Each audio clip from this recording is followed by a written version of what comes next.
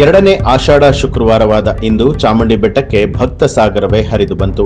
ಮುಂಜಾನೆ ನಾಡದೇವಿಗೆ ಅಭಿಷೇಕ ಮತ್ತು ವಿಶೇಷ ಪೂಜೆಗಳ ನಂತರ ಭಕ್ತರ ದರ್ಶನಕ್ಕೆ ಅವಕಾಶವನ್ನ ಕಲ್ಪಿಸಲಾಯಿತು. ಗಂಟೆಗಳ ಕಾಲ ಸರತಿಯಲ್ಲಿ ನಿಂತಹ ಭಕ್ತರು ಚಾಮುಂಡಿಯ ದರ್ಶನ ಪಡೆದು ಪುನೀತರಾದರು. ಇಂದು ನಾಗಲಕ್ಷ್ಮಿ ಅಲಂಕಾರದಲ್ಲಿ ನಾಡದೇವಿ ಕಂಗೊಳಿಸಿದ್ಲು.